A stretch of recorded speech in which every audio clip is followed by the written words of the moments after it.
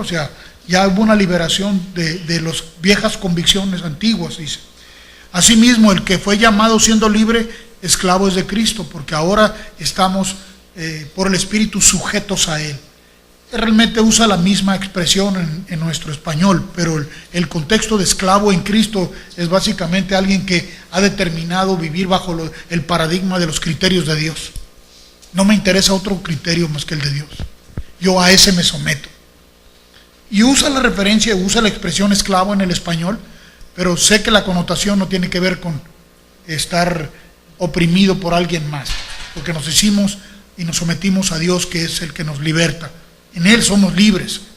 Y al decir que nos hacemos esclavos del Señor, de Cristo, pues es simplemente que ahora no obedecemos a ningún otro principio que el de su palabra. Porque Él no nos ultraja ni nos maltrata, ¿verdad? Ni nos trata como esclavos, nos trata como hijos. Somos del Señor y nos debemos a Él, ¿verdad?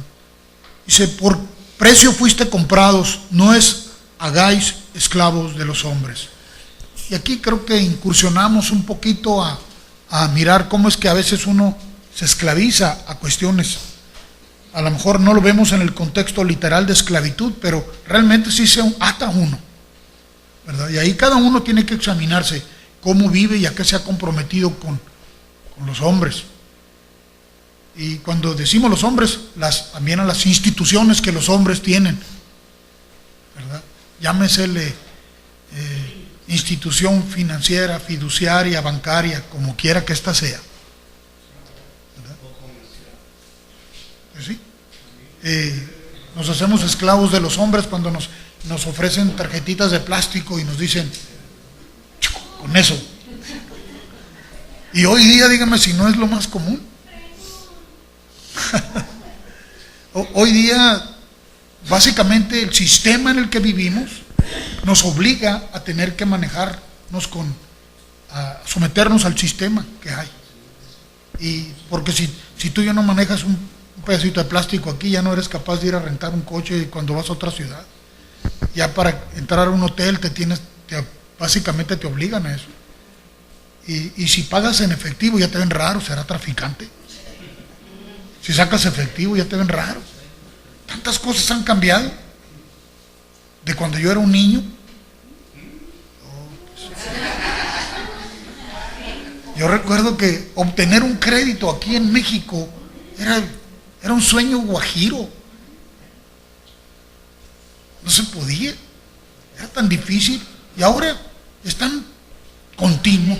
Me llaman por teléfono para decirme que ya tengo aprobado no sé cuánto, y que no sé cuánto, y que no sé cuánto. Y me dan eso, me ahogan. ¿Sí? Lo ahogan a uno. No. Pero qué fácil decir sí. Sí, porque hay la factibilidad de tener el efectivo y disponer de él. Puedo hacer tantas cosas. Lo único que hace uno es ponerse la soga en el cuello. Bueno, no te hagas esclavo de los hombres. Ahí cada uno mire en el Señor cómo anda.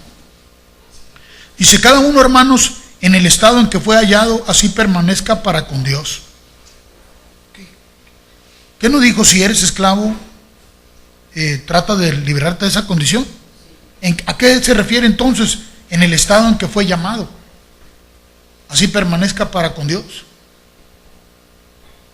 Una vez que ya te llamó, en ese estado permanece. No te apartes de ahí. No te dejes seducir por las cosas antiguas. Porque si ya te hizo liberto en el Señor, permanece en Él. Sí. En cuanto a las vírgenes, no tengo mandamiento del Señor,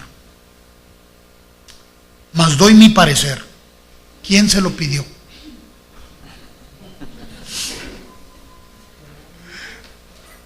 Dice, no tengo mandamiento del Señor. O sea, Dios no me ha dicho nada respecto de esto, pero yo les voy a dar mi parecer.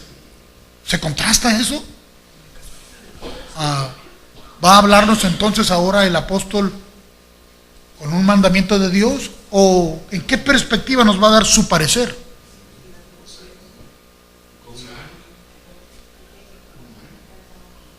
Esto es totalmente humano. Entonces aquí va a mezclar lo humano con lo divino. ¿Qué está diciendo?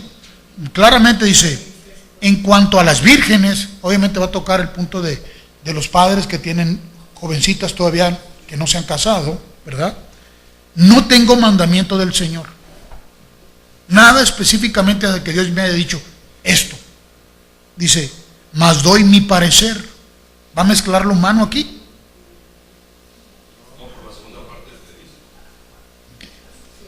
Como quien ha alcanzado misericordia del Señor para ser fiel. Entonces, ¿qué está proponiendo aquí? No es del Señor, esto no es un mandamiento del Señor, pero les voy a dar mi parecer como alguien que ha alcanzado misericordia del Señor para ser fiel. Él sabe que ha permanecido fiel, pero les voy a dar mi parecer. Entonces, ¿va a dar algo que viene del humano o qué va a transmitir? ¿Cómo lo explicamos eso? ¿Cómo lo entendemos? Claramente dice, no tengo mandamiento del Señor en cuanto a las vírgenes, pero ahora les voy a decir lo que a mí me parece. Porque, fíjense, hay muchas cosas que el Señor nos transfiere en el camino, nos va transfiriendo de su voluntad, que solamente en la experiencia misma de vida con Él podemos lograr alcanzar. Ya no es necesario algo así como un mandamiento, sino que ahora va a exteriorizar algo que Él ha visto y Él ha sentido y Él ha percibido. No es diferente a Dios, no es contrario a la palabra de Dios, no está agregándole a la palabra de Dios, sino que es algo que en su relación con el Señor, el desarrollo de su intimidad con Dios y en el ejercicio de la fe en Él, se ha dado cuenta que es de lo mejor, es lo mejor. Entonces dice, tengo pues esto por bueno a causa de la necesidad que apremia. Que bien haría el hombre en quedarse como está. ¿A qué se refiere? Y aquí lo menciona. ¿Estás ligado a mujer? No procures soltarte. ¿Estás libre de mujer? No procures casarte. Está dando su parecer. Está diciendo, esto es bueno, y es lo mejor es que el hombre se quede como está. Es mi parecer, no es un mandamiento, no es una imposición, es por concesión tuya. Me parece que esto es mejor. Dice, mas también si te casas, no pecas. O sea, no está condenando a alguien, pero a la misma vez está diciendo, creo que en mi caminar, el ejercicio de la fe que yo he desarrollado, en lo que Dios me ha guiado, me he dado cuenta que es mejor estar en la condición que estoy y mantenerme en esta condición. Porque dice, porque la necesidad, esto es bueno a causa de la necesidad que apremia. ¿A qué se refiere con la necesidad que apremia?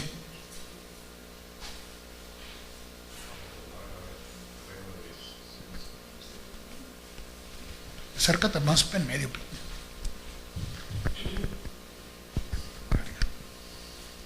Yo creo que a proclamar el reino de Dios, a declarar el evangelio, traer luz a la gente, es más fácil hacerlo de esa manera.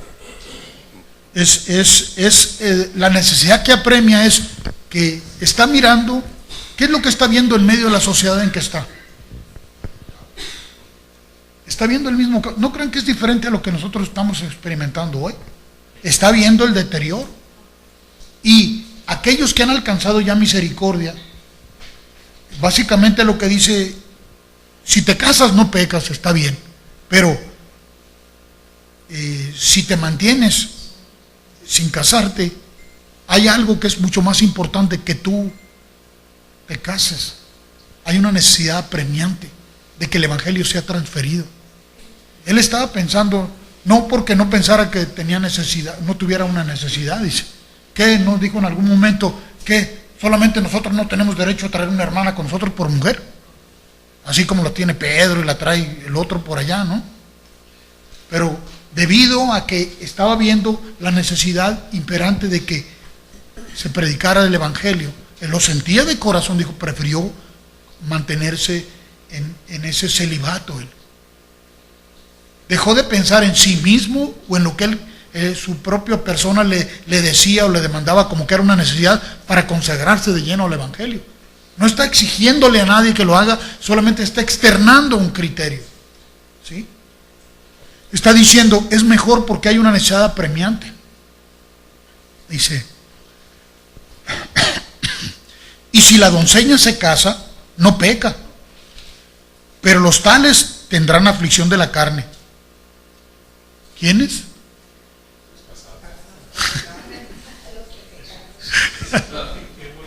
Bueno, no lo está diciendo porque está frustrado, lo está diciendo porque es lo natural. Porque hay aflicción de la carne. ¿Por qué? Porque, pues ahora sí, piedra con piedra, dice, a hierro con hierro se aguza. Básicamente, sintetizando, lo estoy diciendo, mira, mejor conságrate, ¿para qué te aguzas? Es que muchos se sienten muy aguzados. No está diciendo que no se casen, está diciendo básicamente que hay una necesidad apremiante que las toca. Si te casas está bien, no pecas. Y si la doncella se casa, no peca, dice, pero los tales tendrán aflicción de la carne, y yo os quisiera esto evitarlo. Ahora está hablando de su experiencia en Dios, de lo que Dios ha tratado con él, y cómo él se consagró a la obra, ¿verdad? Pero esto digo, hermanos, que el tiempo es corto. Resta pues que los que tienen esposo sean como si no la tuviesen. Ay, esto sí está como para reflexionar. No lo dije por ese contexto, no lo dije así, Esto es bueno, porque igual, si la mujer está casada, es como si no tuviera esposo, ¿verdad? Lo mismo aplica para el varón. Dice,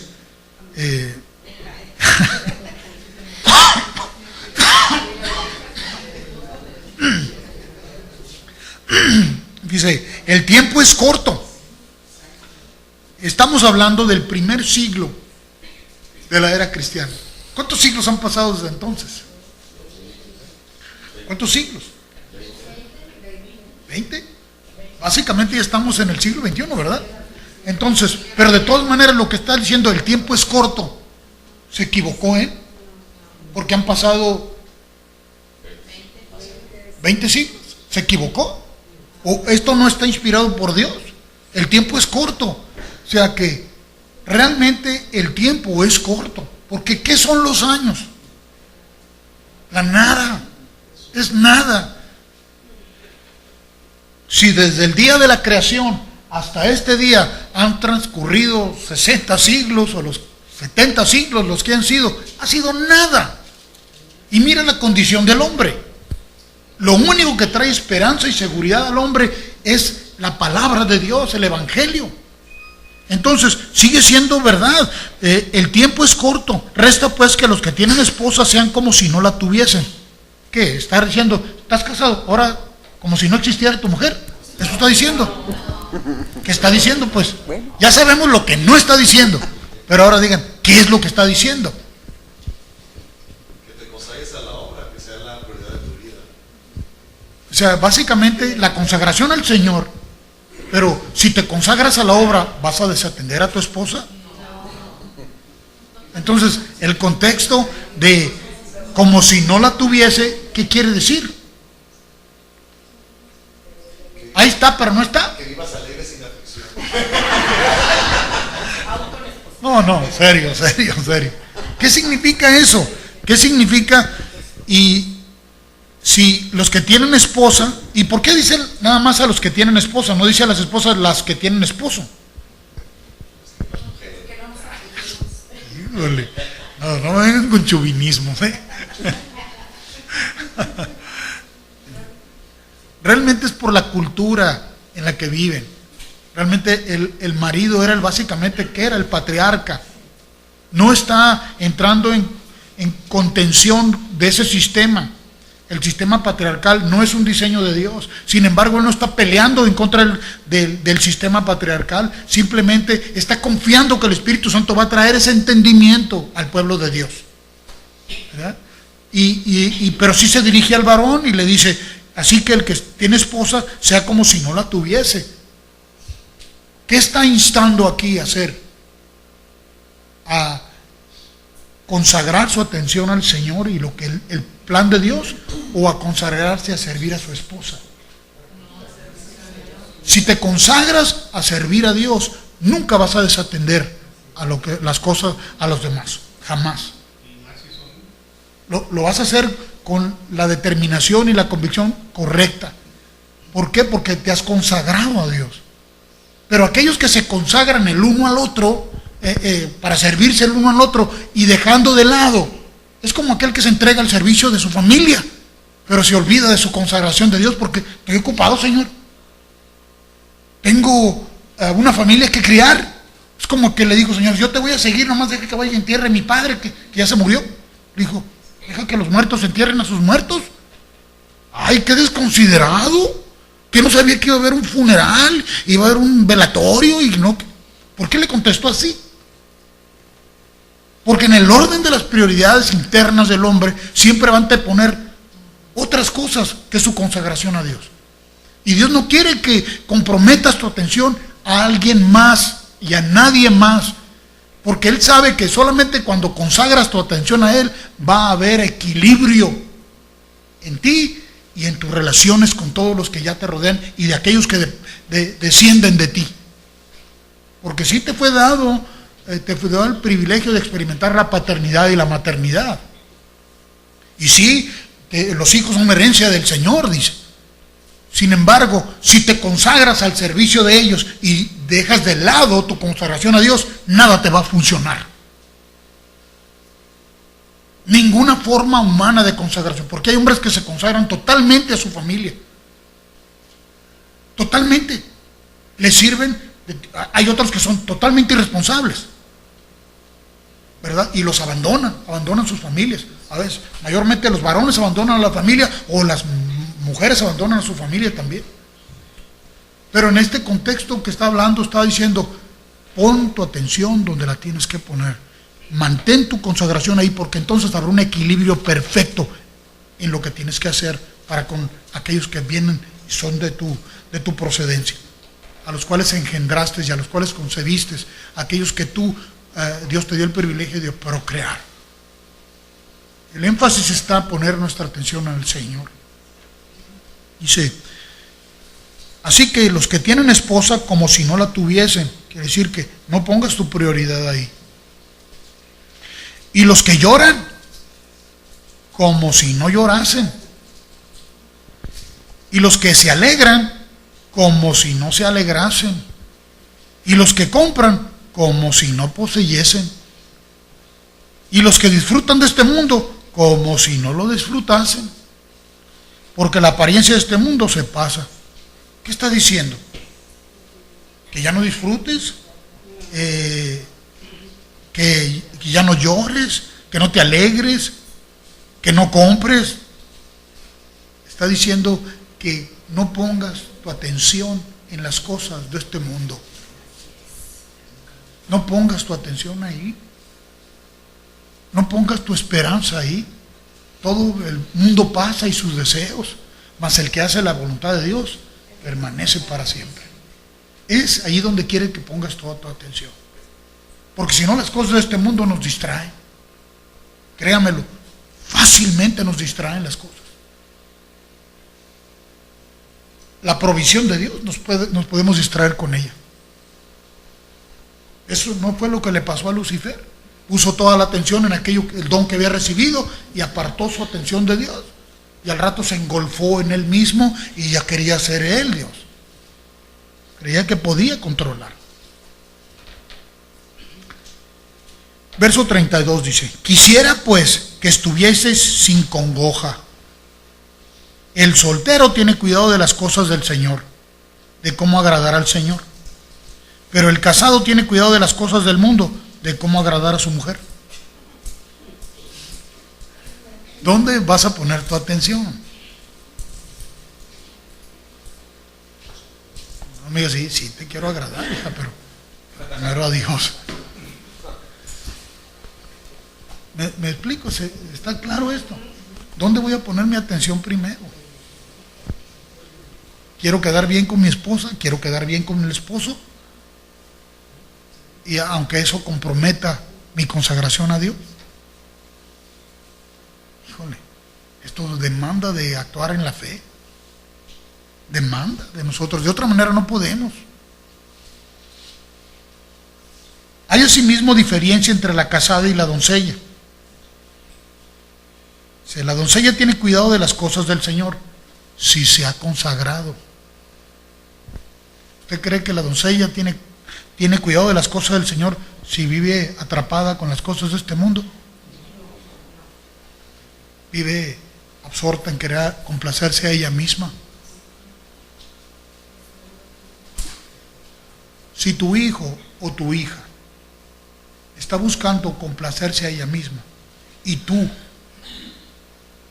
le apoyas en eso, estás faltando a un principio. ¿Qué no debemos estimular a los hijos a mejorar, a que no se conformen? Debemos estimular a nuestros hijos a consagrarse al Señor, porque solo en Él vamos a encontrar un equilibrio perfecto. El mundo ya les está arrojando, nos está arrojando muchísimas cosas para jalar nuestra atención, para cautivarnos y tenernos ahí atados. O sea, no debemos, se los digo con pleno conocimiento de causa, no debemos aplaudirles a nuestros hijos los logros que obtengan en este mundo. El mundo ya los está alabando, el mundo los está complaciendo, el mundo les está diciendo, así es, échale ganas por ahí, entre más te esfuerces, más logras. Siempre tenemos que darles el testimonio de que al único que debemos de agradar es a Dios. Si les aplaudimos todo lo que ellos logran en este mundo, no les estamos ayudando. Y si se esfuerzan en alcanzar en el Señor entendimiento, ahí es donde tenemos que aplicarnos, ahí es donde tenemos que animarles, ahí es donde tenemos que decirle, bien, continúa buscando la voluntad de Dios. En esta parte se está concentrando mucho en los deberes nuestros como padres, como esposos, como esposas, ¿verdad?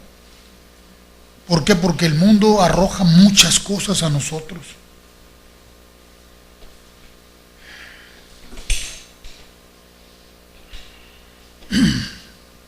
La doncella tiene cuidado de las cosas del Señor, para ser santa así en cuerpo como en espíritu. Pero la casada tiene cuidado de las cosas del mundo, de cómo agradar a su marido. Fíjense las prioridades. Qué fácil se nos cambian. Ahora, ¿se lo está diciendo al mundo o se lo está diciendo a la iglesia? Para que no nos enredemos en eso.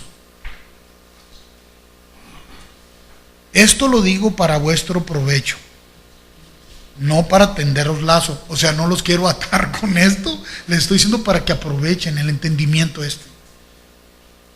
sino para lo honesto y decente, y para que sin impedimento os acerquéis al Señor. Porque si no va a haber cosas que te estorban, pues. Otras prioridades. Todo aquello que interrumpa tu comunión con el Señor es un estorbo. Llámele como le llame. Sean personas o sean cosas. Nadie debe de interrumpir tu comunión con el Señor. Si se interrumpe tu comunión con Dios y le das más atención a las cosas de este mundo, a la creación, entonces va a haber disrupción en tu relación con la creación y en tu relación con todos los que te rodean. No vas a funcionar bien. Cuando estás totalmente en tu consagración con Dios, todas las cosas del Señor, porque dice, nada os falta a aquellos que le buscan. Habrá siempre sabiduría para guiarnos, para instruir, para corregir.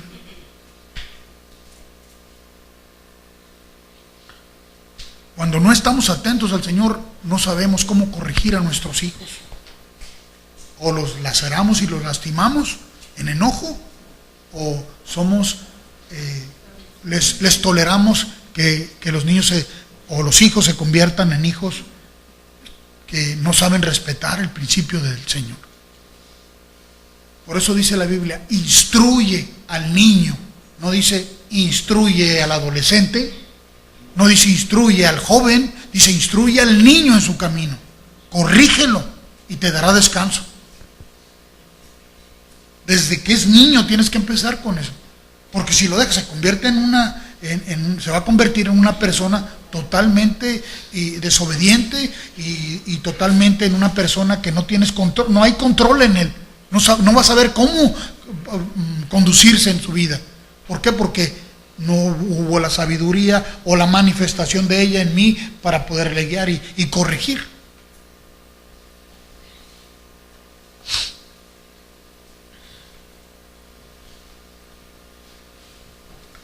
Para que sin impedimento os acerquéis al Señor, que no pongamos impedimentos nosotros para que nuestros hijos se acerquen al Señor. No pongamos impedimentos. Y a veces los padres podemos tornarnos en el peor impedimento para que los hijos conozcan verdaderamente a su padre,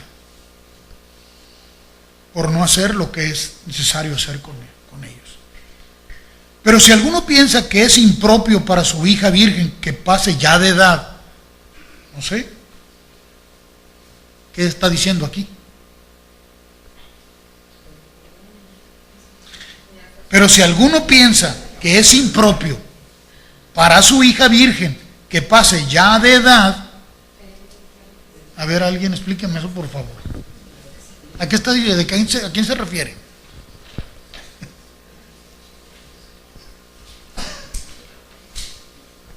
Si alguno tiene alguna hija virgen que ya se le pasó de edad, ya se pasó de tueste, ya se le fue el camión, no sé. Sí. Después de los 30, primigesta se le llama añosa. A ver, otra vez. Después de 30, de primera, embarazo de primera vez. ¿El qué?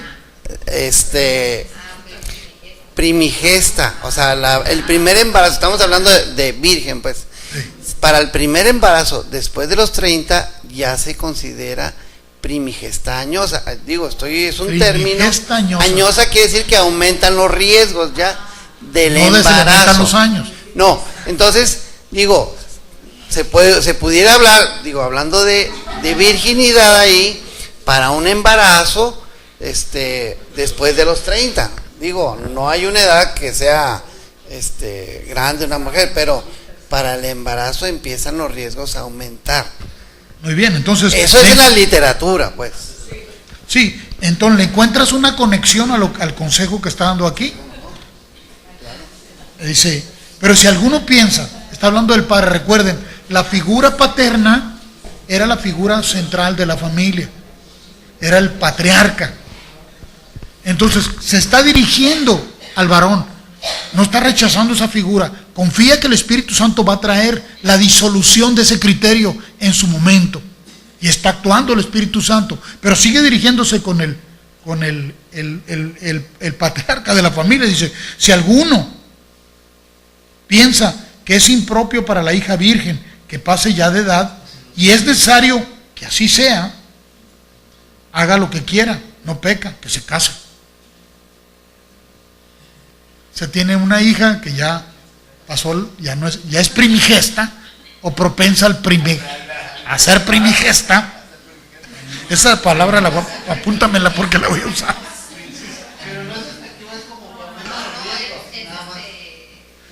Que se case, o sea, ¿verdad?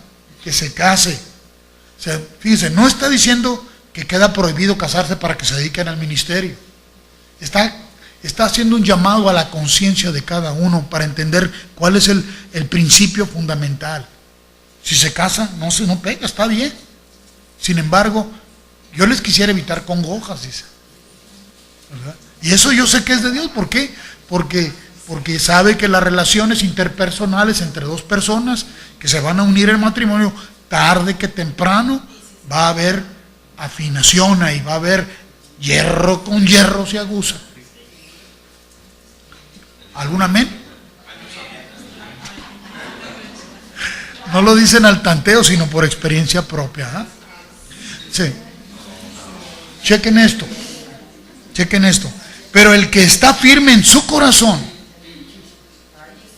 el que está firme en su corazón sin tener necesidad, sino que es dueño de su propia voluntad. ¿Quién es el dueño de tu voluntad? ¿Quién? Okay. ¿Yo o Dios? Que para que no digan le entregué mi voluntad al Señor. Si alguien piensa que le puede entregar su voluntad a Dios, el Señor dice, sáquese si se la dio usted, para que le ejercite. Le estoy dando mi palabra para que usted diga, bueno, sí, mejor obedezco tu palabra. Y ha resuelto en su corazón guardar a su hija virgen, bien hace. A ver aquí, vamos aterrizando esto. Si ha decidido mantener, ¿cómo dice? Si ha resuelto en su corazón guardar a su hija virgen, bien hace. Entonces, ¿el padre o la madre son los que resuelven guardar a sus hijas vírgenes?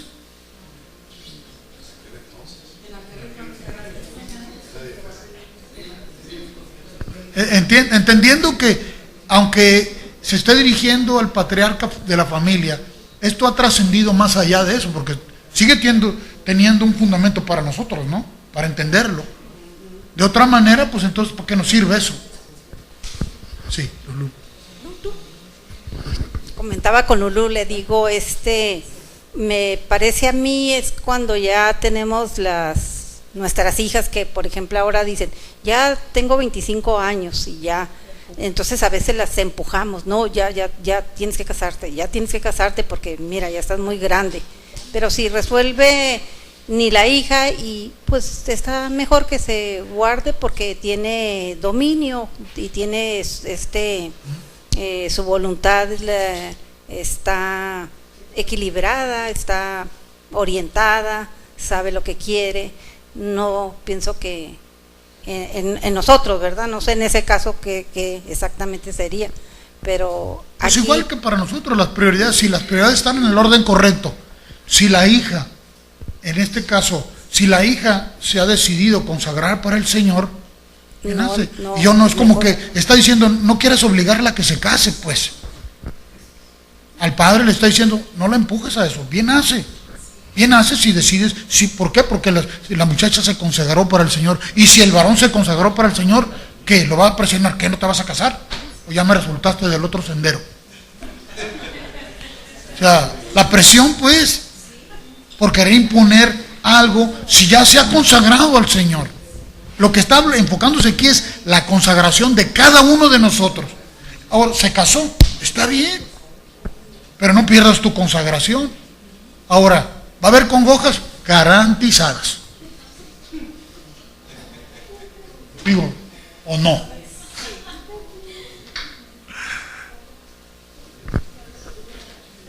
Solo si seguimos la dirección del Señor nos ahorramos congojas y dolores. Entonces el consejo es que no lo quieras, no la empujes a que se case nada más porque se tiene que casar, o lo empujes a que se case nada más porque se tiene que casar, como que es la ley.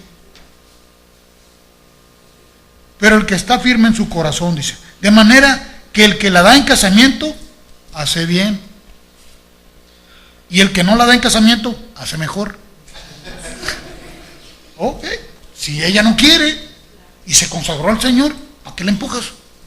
Mejor, así se va a ahorrar dolores de cabeza.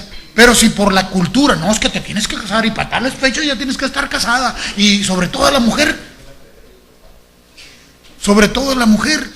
¿verdad? De que se te está llegando el tiempo, se te está pasando el camión, se te fueron los años y hay un empuje. Ahora, si la mujer no se consagra a Dios, cásese o no se case, de todas maneras va a ser un desvarío en su vida. El asunto está en nuestra consagración al Señor. Si la da en casamiento, hace bien. Pero si no la da, hace mejor. ¿Por qué? Porque va a poder servir al Señor con un mejor, con una entrega más completa, porque la mujer casada quiere complacer al marido y el marido quiere complacer a la mujer y se van. Está diciendo eso, va a tomar de tu energía, de tu tiempo.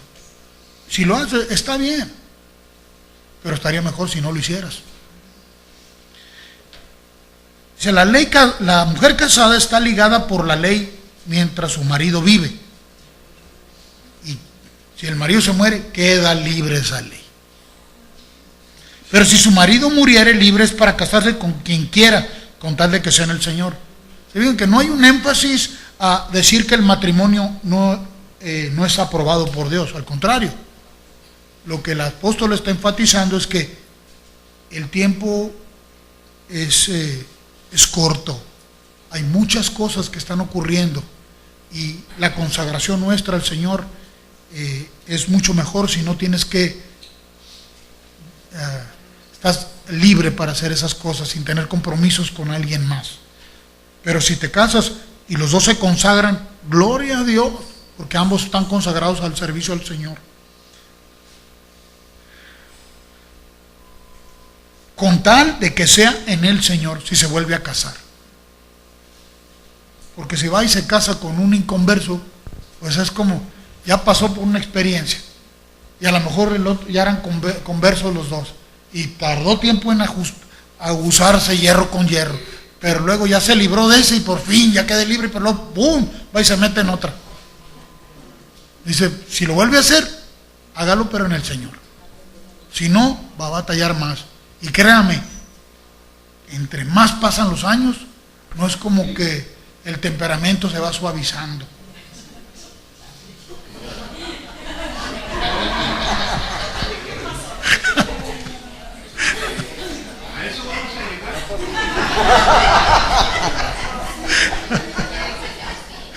Ay, Señor. Y no se los digo al tanteo.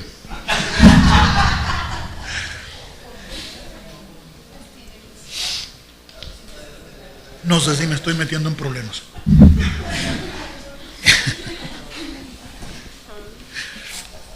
Ay, Dios.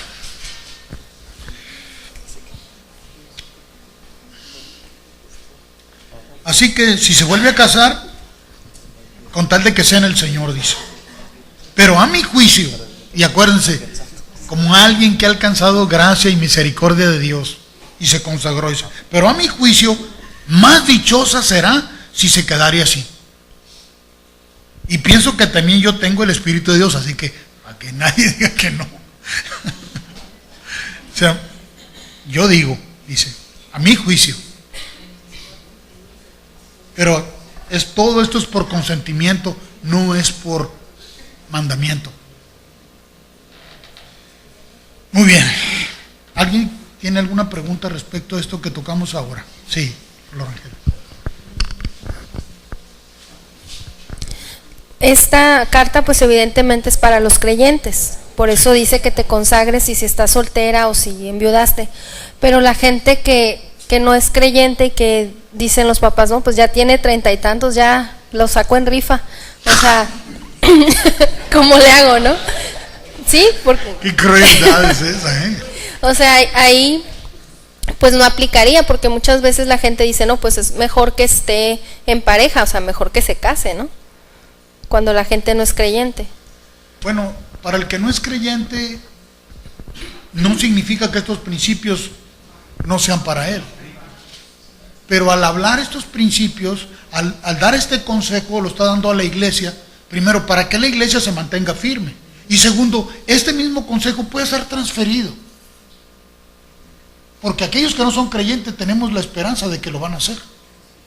Porque el Espíritu Santo no ha dejado de hacer su obra, está siempre para alcanzar a aquellos que están perdidos, ¿verdad? Pero está enfatizando, lo está enfocando sobre de la iglesia, porque si la misma iglesia no tiene estos criterios. Ayer me enviaron un video, se lo envié a algunos de ustedes, no sé si lo recibieron, de las cosas tan terribles que están ocurriendo. No te han dado llave, ya que te den llave.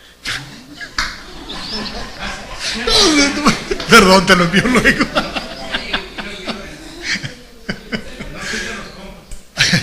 Te lo envío luego.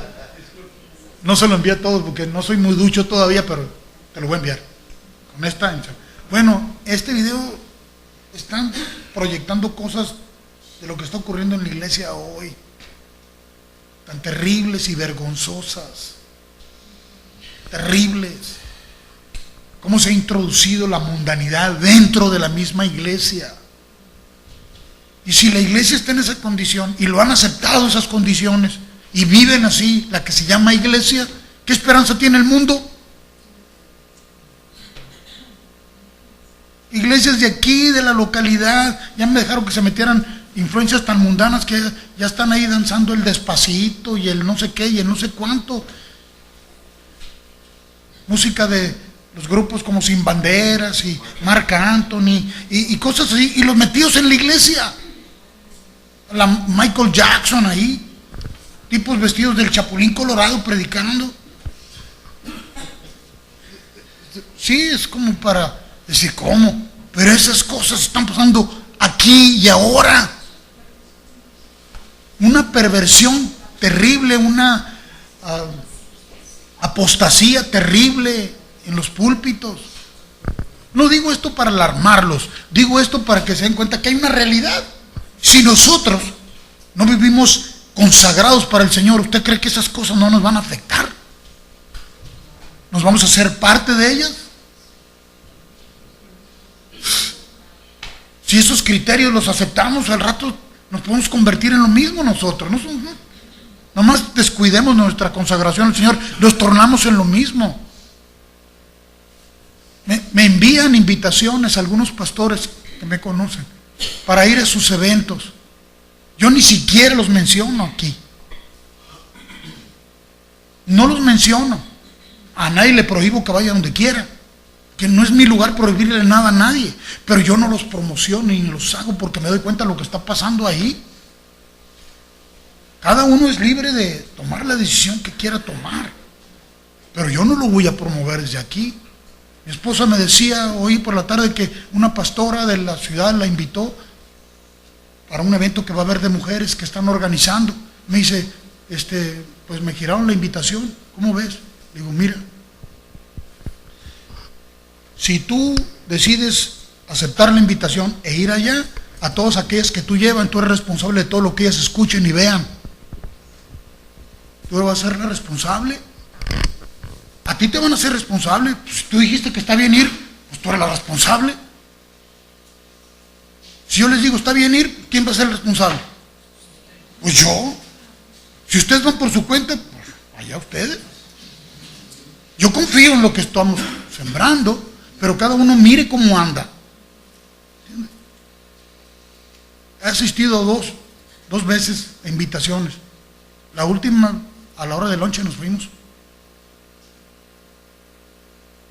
¿Verdad? El hambre pudo más.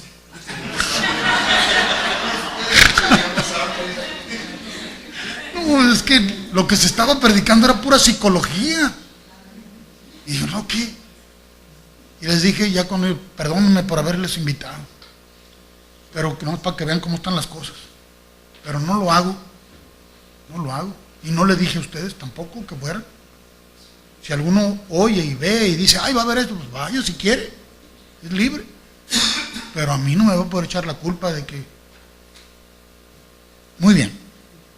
De respecto a esto, ¿alguien tiene más? ¿Alguna pregunta? Muy bien. Dice, va a tocar otra cosa que dice, en cuanto a lo sacrificado a los ídolos. O sea que la oferta o la práctica de sacrificar animales o comidas a los ídolos era una práctica común.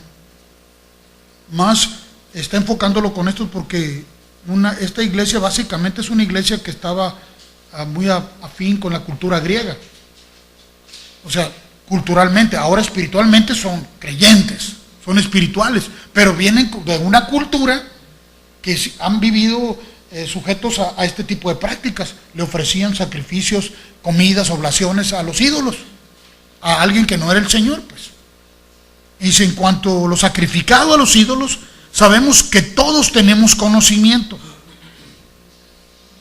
El conocimiento envanece, pero el amor edifica. ¿Por dónde va la cosa aquí? ¿A dónde quiere llegar? ¿Por qué lo está enfatizando de esta manera? Primero hace alusión a que todos saben y conocen acerca de lo que es un sacrificio a los ídolos, porque han estado expuestos a ellos, nacieron en esa cultura, la observaron por mucho tiempo, ahora son creyentes. Pero estos que ya son creyentes, que vivieron en esa cultura, dicen, ¿y ahora qué hacemos? ¿Que esto ya no se puede? ¿Qué es permitido? ¿Qué no es permitido? O sea, son creyentes que todavía no se han ejercitado plenamente en la fe. Una persona recién nacida de nuevo ya tiene toda la fe necesaria, pero no se ha ejercitado, no está experimentada en caminar en la fe. Su caminar, su andar se inicia. Y en la medida que nos vamos ejercitando en la fe, vamos fortaleciéndonos y creciendo en entendimiento. Pero está refiriéndose a gente que el Señor la extrajo de las tinieblas, la trajo al reino de la luz, le llenó con la plenitud de Dios, pero que ha estado expuesta por mucho tiempo a una cultura de sacrificar cuestiones a los ídolos.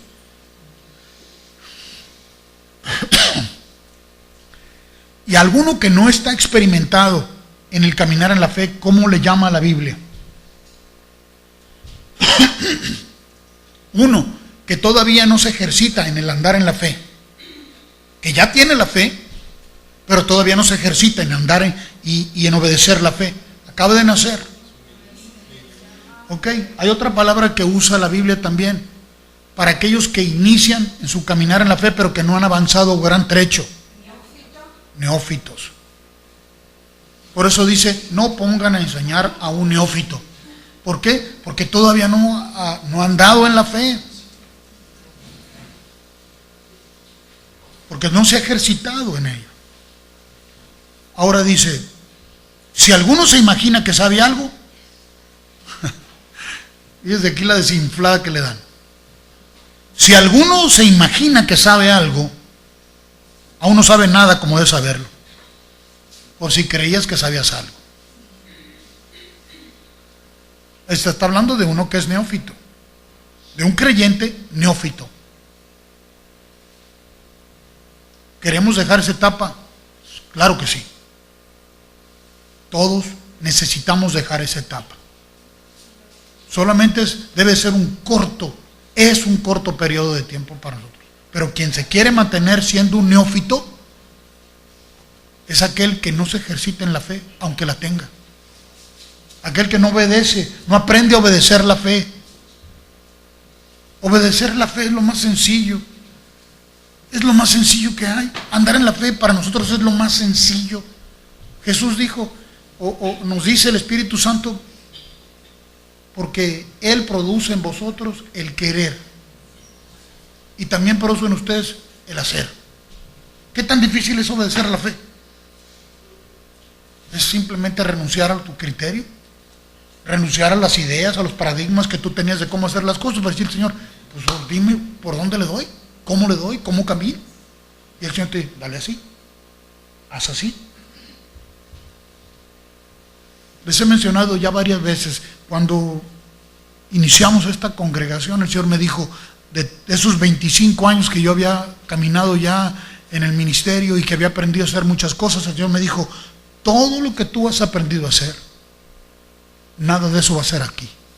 Solo vas a hacer lo que yo te diga. Y la verdad, yo le dije, sí, Señor. Pero ¿usted cree que no siente una vez los impulsos de hacer como ya sabe? Me encontré que había cosas, caray, no, y ya me dijo que por ahí, no. Así que estate quieto. Estate quieto. Y es todo lo que ha hecho el Señor conmigo, decirme, estate quieto y escucha. No te apresures, no corras, escúchame, camina cuando yo te digo, haz cuando yo te digo, haz lo que yo te digo. Y ha sido tan sencillo para mí. Obedecer a Dios es lo más sencillo. Lo que me ha resultado difícil es el asunto personal. Aquí. Ahí es donde Dios me ha pulido. Eso es lo más conflictivo para mí. No ha sido escuchar a Dios ni obedecer a Dios. Ha sido en el ser pulido, porque el hierro con hierro se aguza. Y ustedes son testigos de que yo he tenido roces con algunos de ustedes. Y no voy a decir que todos, porque algunos no saben. Pero he tenido que... Y yo también he sido pulido. Y Dios lo ha usado a usted como lija. Así somos todos, necesitamos eso. Pues se va uno a ejercitar, pues tienes que estar dispuesto. Eso ha sido lo humano ha sido lo más conflictivo. ¿Usted cree que no he descubierto mi propia humanidad aquí? De cómo yo a veces quiero responder con lo humano. Muchas veces he respondido en lo humano. Y el Señor me ha dicho, ¿qué ole? ¿Para dónde vas? Así no es. Y, perdóname. Todos estamos aprendiendo en el caminar con Dios. Entonces, si alguno se imagina que sabe algo, aún no sabe nada como debe saberlo. Gracias, Padre. Ahora sí solo sé que no sé nada. Y entre más entendimiento recibo de Dios, más me doy cuenta que ignorante soy. Pero me gozo en lo que el Señor me deja entender. Pero si alguno ama a Dios, es conocido por Él. Acerca pues de las viandas que se sacrifican a los ídolos, lo dice aquellos que tienen esta conciencia, ya dice, sabemos que un ídolo nada es en el mundo y que no hay más que un Dios. ¿Verdad que esto ya lo sabemos? Pues aunque hay algunos que se llamen dioses, sea en el cielo o en la tierra, como hay muchos dioses y muchos señores, aquí está hablando de la influencia de los demonios, pues, que se hacen pasar, se sienten en el trono de Dios como Dios, haciéndose pasar por Dios. Para nosotros, sin embargo, solo hay un Dios, el Padre, del cual proceden todas las cosas, y nosotros somos para Él, y un Señor Jesucristo, por medio del cual todas las cosas son, y nosotros por medio de Él. Pero no en todos hay este conocimiento. Está refiriéndose a la iglesia, porque algunos todavía son neófitos en la fe, porque algunos habituados hasta aquí a los ídolos comen como sacrificado a ídolos, y su conciencia, siendo débil, se contamina. Ya están cayendo y levantándose, cayendo y levantándose. O sea, no hay estabilidad, necesitan fortalecerse en la fe. Pero pues se contamina su conciencia otra vez, dice. Si bien la vianda no nos hace más aceptos ante Dios, pues ni porque comamos seremos más, ni porque no comamos seremos menos. No está en el asunto de comerlo, sino en el asunto de la conciencia, como lo comes. Pero mirad que esta libertad vuestra no venga a ser tropezadero para los débiles.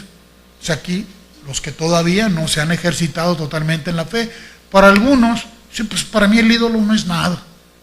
Si le ofrecieron esa comida a los ídolos, para mí un ídolo no es nada. Yo sé que soy de Dios, no me importa. Vengan, porque todo es santificado por la oración, dice. Pero, ¿estás considerando a tu hermano débil? Pues allá él, yo estoy libre en el Señor. Entonces ahí ya la conciencia correcta no está operando en ti. Porque dice, mirad pues que esta libertad vuestra no venga a ser tropezadero para los débiles. Porque si alguno te ve a ti, que tienes conocimiento, sentado en la mesa en un lugar de ídolos, la conciencia de aquel que es débil no será estimulada a comer de lo sacrificado de los ídolos. Todos aquí saben que me encanta el vino, pero no lo tomo. ¿Por qué? Yo sé que si va a haber hermanos que son maduros que dicen, no, se tomó un sorbo de vino, se tomó una cosa, me dicen, no hay problema. Ya sé que hay unos que son maduros, pero ¿son todos maduros? Mi conciencia está por aquellos que puedan ser débiles. Y por ellos yo prefiero no tomar. Tengo 34 años que no pruebo nada de eso. Y aclaro, no porque no me guste, sino porque no voy a permitir que mi libertad le sea tropezadero a uno que es débil. Y el Señor, aparte que el Señor me dijo que cuando me encontrara con Él íbamos a beberlo y nuevo. No lo voy a volver a beber con ustedes, sino hasta que en mi reino venga, pues ahí sí nos vamos a poner una buena guarapeta. En el Señor.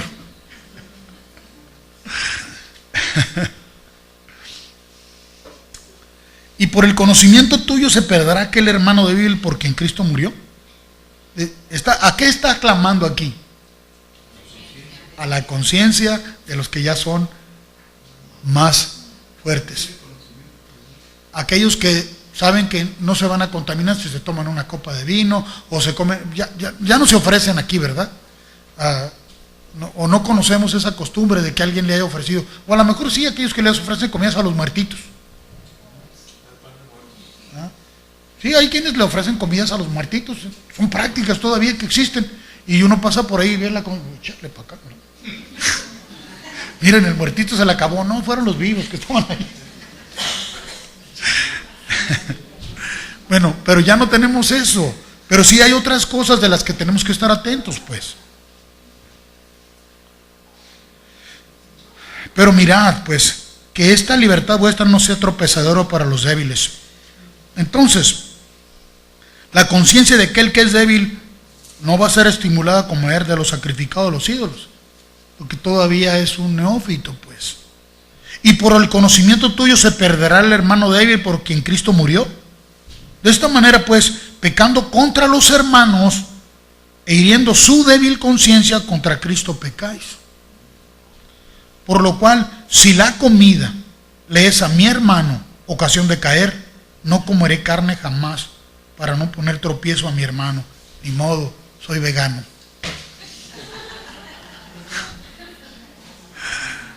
Es que está hablando de la carne que preparaba, ¿no? Todo lo que toca aquí tiene que ver con tu conciencia, qué grado de madurez has alcanzado, para entender que no te debes a ti mismo, te debes al Señor. Y si no sigues la conciencia del Señor, vas a pecar contra el hermano. Y tú ya experimentaste la libertad en el Señor, que sabes que esas cosas, ¿qué es un ídolo? Nada. Y si le ofrecieron eso a los ídolos, si no hay otra cosa para comer y el hermano no sabe, pues, ¿qué te va a hacer a ti? ¿Te va a afectar? ¿No? Pero si estás en un lugar así, ¿verdad? Y otro te ve a ti. He estado en reuniones donde nos ponen botellas de vino en la mesa y con otros pastores ahí y otros pastores echándose la copa, y luego van y le preguntan a mis hijas, oye, ¿qué piensa tu papá de esto? Sí, así, van y le dicen a mi hija, le dijeron, ¿qué piensa tu papá de tomar vino? Y mi hija le dijo, pues no sé, usted pregúntele a él.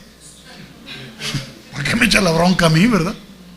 Pero, y ahí con gente que ellos son, se supone que son gente que está, servidores ahí junto con ellos en la iglesia, y si el pastor está tomando vino y el encargado de los jóvenes está viéndolo, ¿usted cree que no va a ser estimulado a tomar? O sea, ¿dónde está nuestra conciencia? Pues la está en el Señor. El Señor siempre nos dice lo que podemos y debemos hacer. Siempre. Él no va a faltar a su palabra. Dijo, yo estaré ahí, yo te diré lo que tienes que hacer, mi Espíritu Santo te va a guiar. Así que no es como que tenemos que estar ahí, ¿y qué hacemos? ¿Y qué hacemos? Yo soy libre en el Señor, puedo hacer lo que yo quiero. Sí. Pero no todo conviene. No todo conviene. Realmente es un llamado a nuestra conciencia. ¿Qué prácticas tenemos? ¿Qué cosas respetamos? Que nuestra libertad no sea tropezadero para otros que están empezando a caminar en la fe. O que son neófitos que ya tienen tiempo pero que no han avanzado, pues. Yo no sé en qué estado te encuentres tú. Ni te juzgo. Yo creo que tenemos uno que nos juzga, es el Señor.